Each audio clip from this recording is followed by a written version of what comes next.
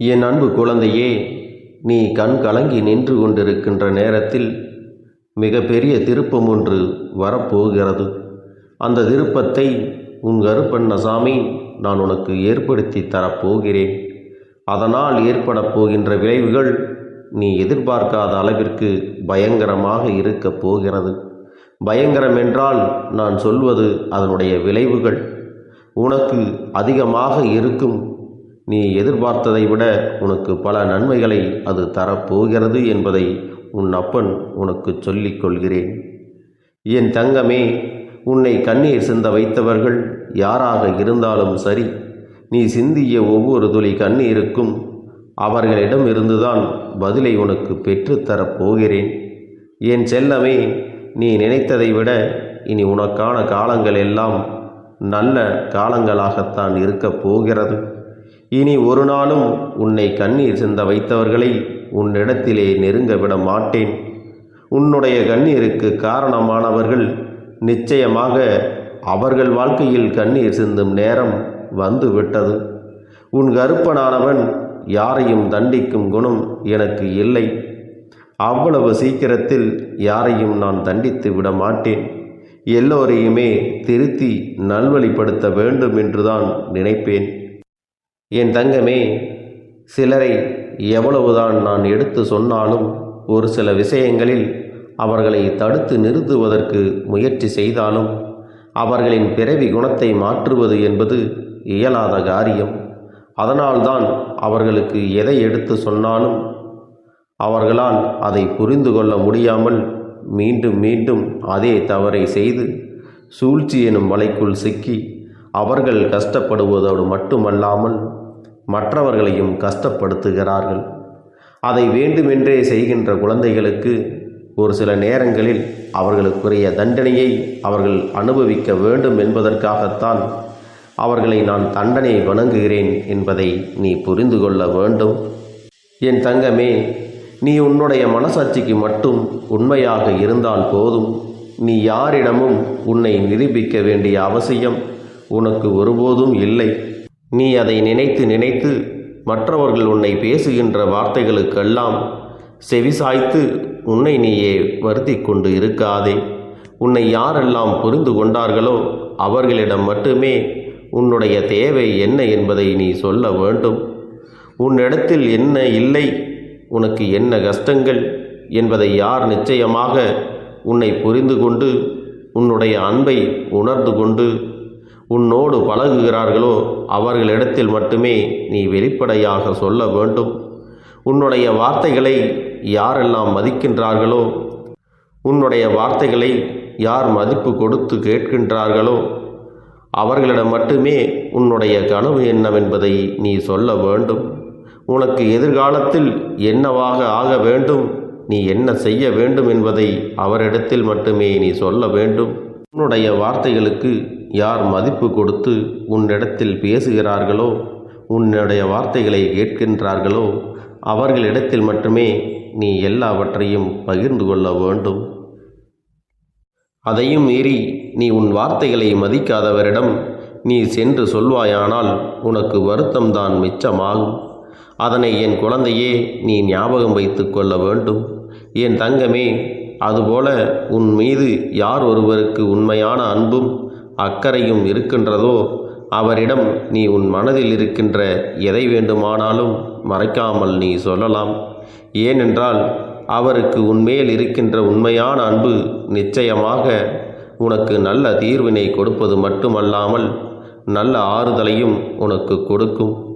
என் பிள்ளையே, நீ விழும்போது விழுகின்ற வேகத்தை விட நீ அந்த கஷ்டத்தில் இருந்து மீண்டு எழுந்திருக்கின்ற வேகம் அதிகமாக இருந்தால்தான் நிச்சயமாக உன்னை யாராலும் எதிர்த்து நிற்க முடியாது.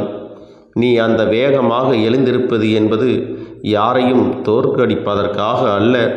உன்னை பார்த்தாலே அவர்கள் பயந்து ஓட வேண்டும் என்பதற்காக மட்டும்தான்.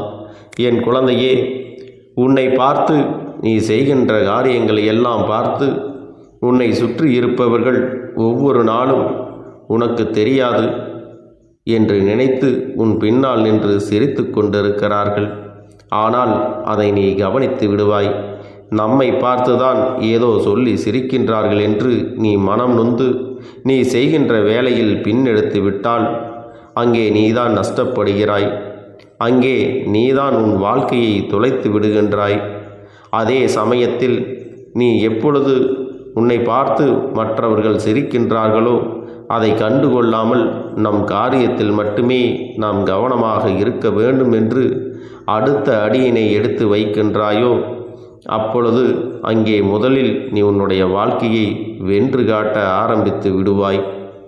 ஆரம்பத்தில் உன்னை பார்த்து சிரிப்பவர்கள் எல்லாம் இது எல்லாம் நமக்கு தேவையா, அவர் எப்படி இருந்தால் நமக்கு என்ன, இது நமக்கு தேவையில்லாத வேலை, நம்முடைய பிரச்சனைகளே அதிகமாக இருக்கிறது என்று சொல்லி ஒதுங்கி விடுவார்கள்.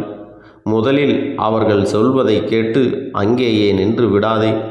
அதன் பிறகு நீ எந்த எல்லைக்கு செல்கின்றாயோ, நீ உன் வாழ்க்கையில் எந்த உச்சத்தை தொட நினைக்கின்றாயோ அதை கண்டு எவன் உன்னை பார்த்து சிரித்தானோ, எவன் உன்னை பார்த்து பொறாமைப்படுகிறானோ, எவன் உன்னை பார்த்து கேலிகள் செய்கிறானோ அவனெல்லாம் உன்னை பார்த்து பயந்து நிற்பான் என்பதை நீ மறந்துவிடக்கூடாது.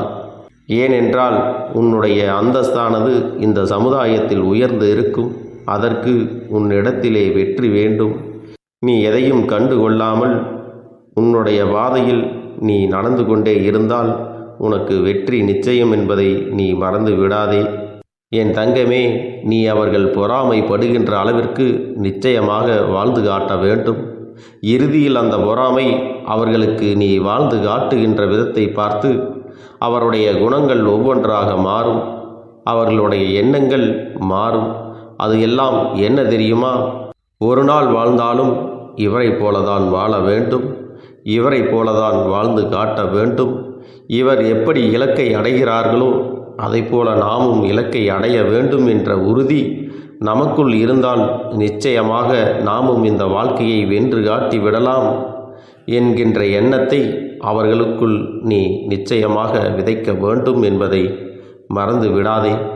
என் தங்கமே, மற்றவர்களை பற்றி கவலை கொள்ளாமல் எப்பொழுதும் உன்னுடைய நம்பிக்கையை வைத்து கொண்டு உன்னுடைய பாதையில் மட்டும் நீ நல்லபடியாக முன்னேறி செல்ல வேண்டும். அப்போது உன்னை வெல்ல யாராலும் முடியாது என்பதை நீ மறந்து விடாதே.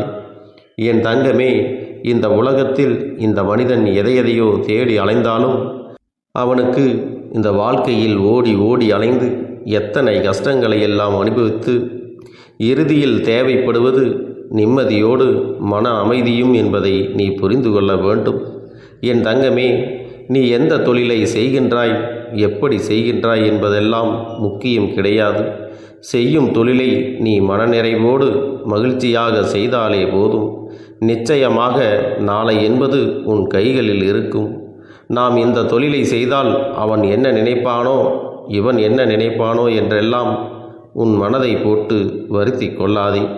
செய்யும் தொழில் நேர்மையான தொழிலாக இருந்தால் அது எந்த தொழிலாக இருந்தாலும் நீ தைரியமாக செய்யலாம். யாராலும் உன்னை எதுவும் செய்துவிட முடியாது. உன்னுடைய உழைப்பிற்கான பலன் நிச்சயமாக ஒரு நாள் உன்னை வந்து சேரும்.